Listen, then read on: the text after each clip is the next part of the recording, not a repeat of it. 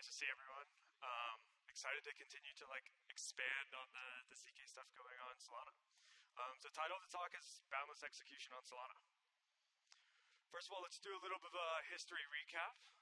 In general, right, blockchains are kind of in this dilemma of security, throughput, and decentralization, and everyone kind of make trade-offs, right? So you can have higher hardware requirements, more or less node operators, different sort of execution limits, and different sort of block frequencies. In general, when you think of execution on a blockchain, you're constrained by the smallest node. Why? Because that person has to keep up, continue to execute transactions. With ZK, we get boundless execution. Instead of being restricted by the smallest node, we become a sum of them all. With ZK, you can have really brief verification that someone's done an execution correctly. So if someone wants to generate and has 30K GPUs, they can do 30,000 GPUs worth of verifiable execution. If someone has 100, then you can do 100. So you kind of get this really nice property that you can just do a lot more execution. Let's do a really brief history of ZK. In general, I think ZK has been talked about this holy grail technology more on the Ethereum ecosystem side since 2015, 2016. I think it's kind of obvious that there's not many applications live today.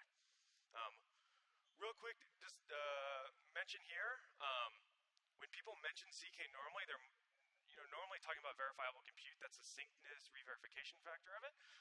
You can add privacy on top as well. So why are there no ZK applications, right? Well, ZK is a little bit broken. Performance has not been there, but there's been a lot of research around it. It's been inaccessible. The example I always give is currently you have to write these ZK circuits. Most of you can probably code the game of chess in a high-level language. If I asked you to code the game of chess represented by polynomials, probably less accessible. And then there's also an ongoing maintenance and security issue. If you ever need to change your ZK program, you normally have to change a large portion of your program. These circuits are also really hard to, audit and make secure in the first place. So RISC-0 fixes ZK development. All you need to know about this is we essentially made a ZK circuit that looks like a CPU. We can take Rust code, compile it down to a RISC-V binary, and generate a proof that this code has been executed correctly. So what does this mean for a developer, right?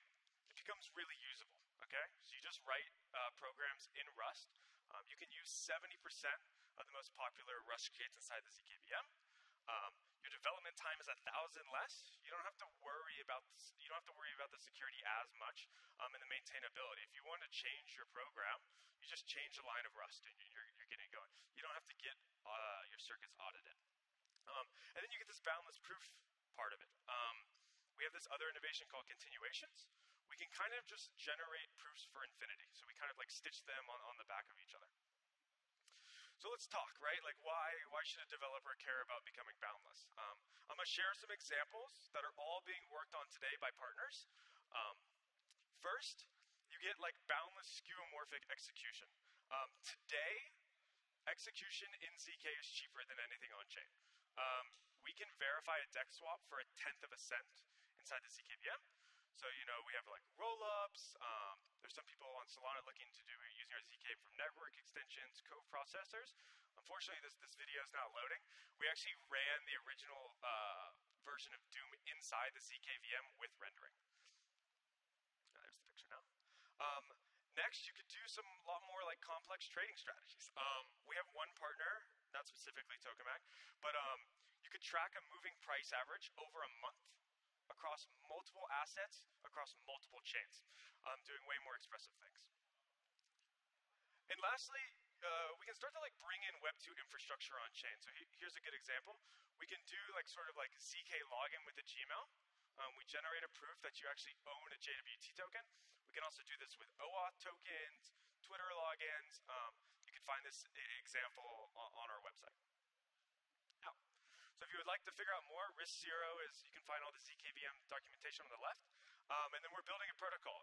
We're calling it the verifiable compute layer. It lets any chain elastically demand on execution. You can think of it a lot, how Chainlink brought price feeds to every chain. We're gonna bring ZK to every ecosystem. Perfect. Thanks, guys.